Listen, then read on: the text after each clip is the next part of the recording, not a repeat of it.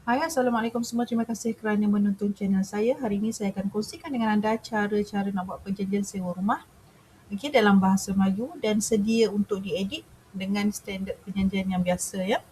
Saya akan kongsikan dekat sini nanti free. Anda boleh download ya draft perjanjian di mana anda boleh ubah ikut kesesuaian rumah yang anda sewa. Okey. Jom kita tengok apa kepentingannya perjanjian sewa rumah ni. Okey. Pertama, untuk mengelakkan salah faham dan memberi keadilan kepada pemilik dan penyewa. Okey. Kalau tak ada yang salah faham, ingat bayar 100, bayar 200, dah bayar lebih ke bayar kurang ke. Dia jelas ya.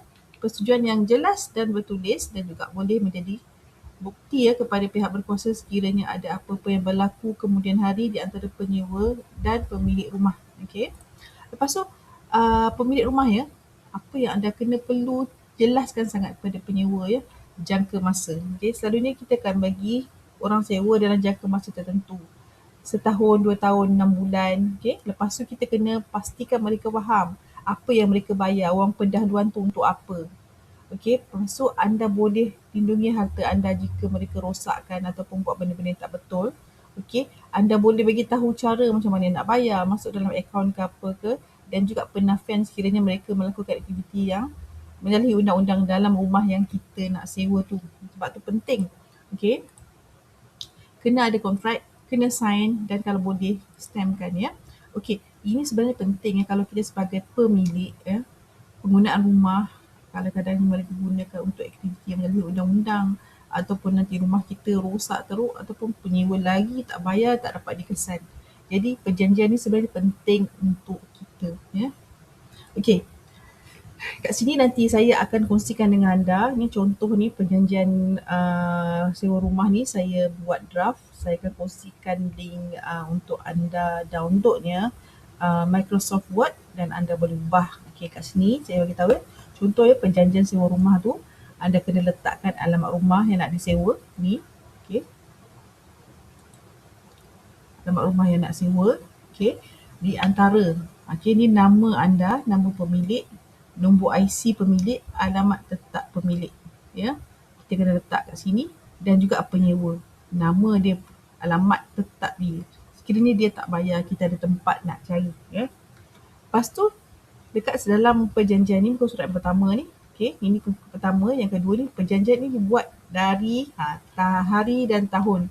Hari dan tahun bila kita nak sewa kat dia. Kita tak perlu tulis dekat sini. Semua tarikh, benda-benda yang kita cakap dekat sini, kalau kita nampak kat sini, saya letak satu dalam jadual. Hari dan tahun yang dinyatakan dalam jadual. Okay, dilampirkan bersama-sama dengan ini.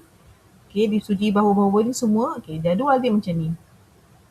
Okay, ini jadual dia. Nampak tak jadual dia? Tarikh perjanjian, berapa hari bulan. Okay. Tuan rumah nama siapa? Nama section ni, nama dia section ya. Section 1, tarikh perjanjian. Section 2, tuan rumah. Section 3, penyewa.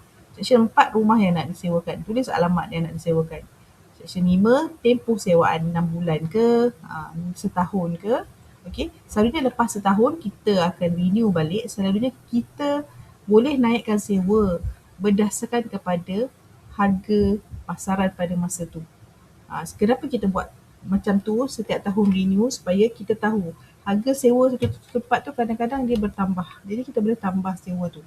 Kalau kita tak ada perjanjian, kita tak ada basis untuk kita naikkan harga. Okey. Tarikh sewaan, bila kita nak start sewa kat dia, bila berakhirnya waktu dia sewa. Dan kalau dia nak keluar awal, dia kena bagi notis ke apa, nanti kita akan ceritakan dalam agreement lain. Dalam agreement yang depan tu. Okay. Deposit, kita kena bagi tahu dengan detail. Sewa bulan pertama banyak ni. Advance 1 bulan banyak ni. Okay, utility banyak ni. Okay, agreement saya charge you RM100 sebab kita akan pergi stamping dan bagi dia 1 kopi. Bayaran bulanan, kita kena cakap setiap 5 hari bulan ataupun berapa hari bulan kau kena bayar. Tak boleh lebih 7 hari. Kalau ada ejaan salah ni betulkan ya. Okey.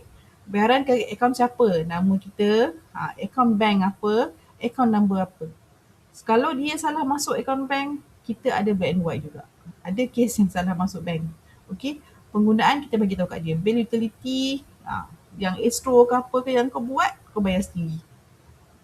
Ini kita simpan deposit saja, bukan maksud kita bayar utility tiap bulan. Okey, kita juga kena bagi tahu dia rumah disewa ni sebagai tempat tinggal saja dan kapasiti berapa orang. Jangan kau letak dekat sana jadikan dia rumah, jadikan sublease sewa pula kat orang lain, ataupun dia tinggal berpuluh-puluh orang dalam rumah yang sempit. Itu semua kita kena ambil kecatnya. Okay, ini jadual pertama. Okay, kita kena tengok jadual pertama ni. Okay, yang ni semua akan ada dalam agreement. So, dalam agreement yang sebenar nanti dia akan cerita. Okay, kita tengok dekat sini. Agreement yang sebenar. Okay, letak alamat rumah dekat sini. Okay, antara pemilik. Pemilik dengan alamat tetap pemilik dan penyewa, nama dia, IC number dia, alamat tetap. Okay, senang nak cari kalau apa-apa jadi. Lepas tu page yang kedua, kita terus pada perjanjian dibuat dari tahun sebagaimana dinyatakan dalam jadual 1. Sebenarnya semua yang kita tulis dalam perjanjian ni, kita refer kepada jadual. Okay, jadual tu saya letak di muka surat terakhir. Kita pergi muka surat terakhir dulu ya. Okay, muka surat terakhir. Okay, kat sini jadual pertama ni ada, ini jadual 1. Daripada sini, jadual 1 ni kita buat agreement yang merujuk kepada jadual 1 tu.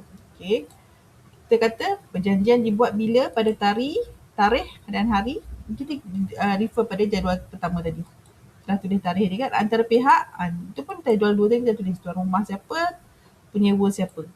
Okay, dan juga tempat tu, rumah tu disewa. Kita dah tulis dekat jadual tadi. Semua dah ada kat situ, kita hanya refer saja.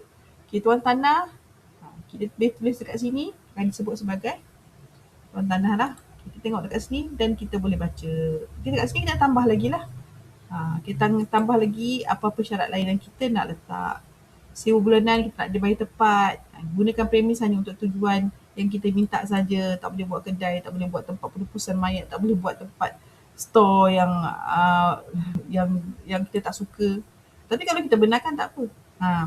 Untuk pastikan dalam dan luar premis tersebut segala kelengkapan di dalamnya dimiliki oleh tuan tanah, dinyatakan kalau ada barang kat dalam tu yang kita simpan, yang contohnya kita bagi kipas, kita bagi lampu. Nanti kita pulang tak ada kipas lampu, susah. Kita beritahu awal lah. Kita tak bagi dia orang buat apa-apa ubah suai. Kena cakap sebab ada yang buat ubah suai. Dia buat kandang haiwan peliharaan dia ke dalam rumah tu, dia tak tahu. Okay, dia kena kembalikan sama macam mana kita bagi dekat dia daripada habis waktu menyewa. Lepas tu, kita kena tulis apa-apa yang kita nak tulis. Sekiranya anda tak nak benda-benda ni ada, anda boleh remove keluar. Boleh delete. Kalau nak, boleh ikut gunakan sahaja. Dekat sini ada semualah. Tempoh macam mana, kalau premis tersebut tak boleh didirikan masang apa-apa, tak boleh sewakan semula, kita kena tulis kat situ. Tak boleh buat benda-benda yang menyalahi undang-undang. Okay, kalau ada pun apa-apa, kita kena kata kita tak bernafi, kita nafikan kita tak bertanggungjawab ya. Okay, kalau ada apa-apa amaran daripada pihak berkuasa, kena beritahu kita dalam masa berapa lama. Ada juga yang gunakan rumah tu sebagai tempat perkebunan, perniagaan, ataupun menyewakan macam manalah, macam-macam kan. Penyewa apa-apa kita nak letak, kita letak dalam ni. Tuan tanah boleh buat apa, bayar apa, kena beritahulah. Okay, kita sebagai tuan kena mengelara, menjaga, membaiki. Itu kita kena buat lah. Okay, memastikan premis tak dilindungi dengan insurans semua kita buat. Okay, kita tulis kat sini apa yang kita buat, apa yang penyewa kena buat. So, semua agreement ni ada kat sini, anda boleh baca. Dan tengok sekiranya tak sesuai dengan anda boleh remove keluar. Kalau sesuai, masukkan aja. Lepas tu last kali dekat page yang terakhir sebelum jadual 1 tadi, kita ada bukti dua-dua pihak setuju, faham apa yang dia bayar, apa yang dia terima, happy. So, kita sign, pemilik tanah sign, penyewa sign. Lepas tu ada saksi seorang-seorang, habis. Kita boleh bawa pergi buat stamping. Macam tu je lah. Harap perkongsian kali ini bermanfaat dan terima kasih kerana menonton. Assalamualaikum.